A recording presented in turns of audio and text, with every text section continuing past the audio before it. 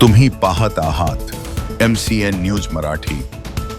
उत्कृष्ट प्रशासक, मातीशी जुळलेला कार्यकर्त्यांचा आधारस्तंभ, बहुआयामी व्यक्तिमत्वाचे धनी, स्पष्ट वक्ता, प्रत्येकाला मदत करण्याची मनोवृत्ती असणारा, सुखदुःखात धावणारा लोकनेता अजितदादा पवार यांच्या निधनाने भारतीय जनता पार्टी परिवाराची फार मोठी हानी झाली आहे। महाराष्ट्राचीच नव्हे तर देशाची सुद्धा राजकीय क्षेत्रात न भडून निघणारी पोकळी निर्माण झाली आहे।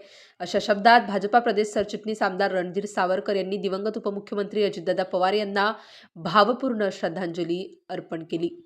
भारतीय जनता पक्ष कार्यालयात अकोला जिल्हा अध्यक्ष संतोष शिवरकर यांच्या अध्यक्षतेखाली झालेल्या शोक सभेत व श्रद्धांजली सभेत ते बोलत होते।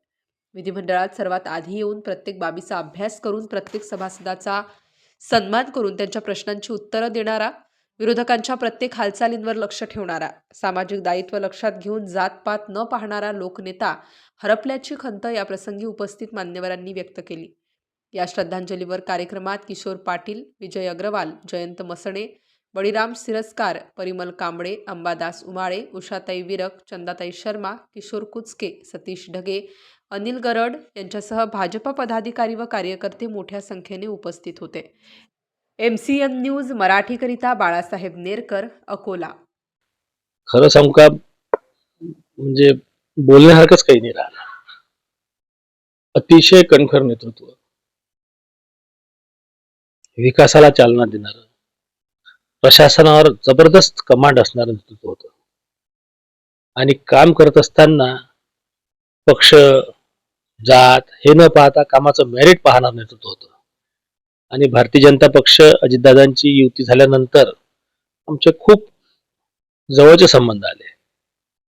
मी प्रतोद असल्यामुळे विधिमंडळाच्या अधिवेशनात रोजच भेट व्हायची, रोजच काहीतरी तांत्रिक विषयावर सभागृह कसं चाललं पाहिजे याविषयी आमची चर्चाही व्हायची।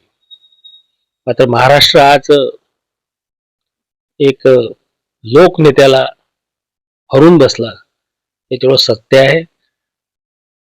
राष्ट्रवादी काँग्रेसच नाही तर या महाराष्ट्रात राहणाऱ्या 13 कोटी लोकांमध्ये हळहळ आहे, माझ्यासहित। आठवणी तर खूप आहेत, पण आता खरं म्हणजे मी भावनाविवश माणूस आहे, मला काही आज आठवणी सांगणं शक्य होणार नाही। तुमच्या एखादा असं आठवण की तुम्ही सोबत अजूनही स्मरणात असेल तुमची भेट?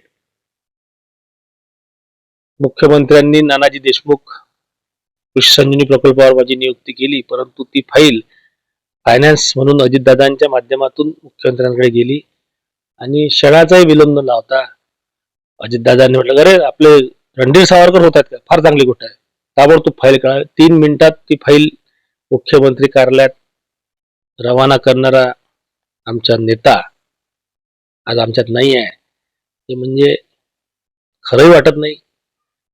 ठीक आहे, आता नियती आहे, काय करणार। त्यांच्या कुटुंबात त्या दुःखात आम्ही सहभागी आहोत म्हणू शकतो।